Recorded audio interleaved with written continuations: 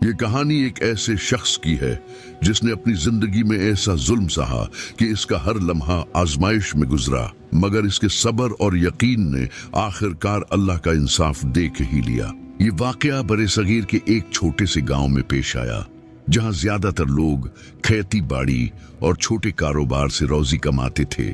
یہاں کے لوگ عموماً دیندار اور سادہ مزاج تھے، مگر کہیں نہ کہیں ظلم و ستم بھی اپنی جگہ بنائے ہوئے تھا۔ گاؤں کے مغربی کنارے پر ایک پرانی قلعہ جیل تھی، جہاں مختلف جرائم میں پکڑے گئے قیدی رکھے جاتے تھے۔ ان قیدیوں میں ایک بے قصور شخص بدرالدین بھی تھا، جو حقیقت میں ظالم جاگیردار کے فریب کا شکار ہوا تھا۔ بدرالدین ایک دیندار اور ایماندار کسان تھا، جو اپنی چھوٹی سی زمین پر کھیتی کر کے اپنے بیوی بچوں کا پیٹ پالتا تھا، مگر گاؤں کے ظالم جاگیردار سردار اشرف علی کی نظر اس کی زمین پر تھی۔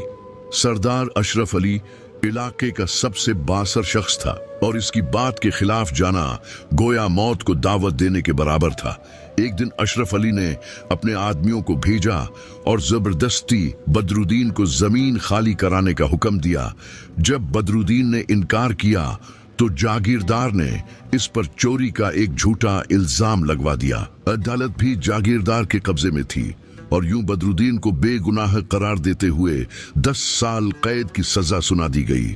یہ رمضان کا مہینہ تھا جب اسے جیل بھیجا گیا، اور بدرالدین سوچ بھی نہیں سکتا تھا کہ یہ آزمائش کتنی طویل ہونے والی ہے۔ جیل کے حالات بہت سخت تھے، مگر بدرالدین نے خود کو سنبھالے رکھا۔ وہ صبر اور دعا کا سہارا لے کر ہر روز اپنے اللہ سے رہائی مانگتا۔ جیل کے سپاہی عام طور پر سخت دل تھے، مگر ان میں سے ایک امین نامی نوجوان کچھ رحم دل معلوم ہوتا تھا۔ امین اکثر رات کے پہر میں جیل کے قیدیوں کے حالات دیکھتا، اور اگر کسی کو مدد کی ضرورت ہوتی تو خاموشی سے کر دیتا۔ جب اسے معلوم ہوا کہ بدرالدین ایک بے گناہ شخص ہے اور ظلم کا شکار ہوا ہے، تو اس کا دل پریشان ہو گیا۔ رمضان کی راتیں تھیں، اور قیدیوں کے لیے کھانے کا انتظام بہت خراب تھا۔ سحری کے وقت جیل میں پانی بھی محدود دیا جاتا، اور بعض اوقات سخت سپاہی جان بوجھ کر قیدیوں کو سحری میں پانی نہیں دیتے تھے تاکہ وہ اذیت میں رہیں۔ ایک رات جب بدرالدین شدید پیاس سے بلبلا رہا تھا، امین نے چپکے سے جیل کے اندر جا کر اسے ایک مٹی کا پیالہ بھر کر پانی دے دیا۔ بدرالدین نے کانپتے ہوئے ہاتھوں سے وہ پیالہ لیا، اور وہ پانی اس کے لیے کسی آب حیات سے کم نہ تھا۔ بدرالدین کی آنکھوں میں آنسو آ گئے۔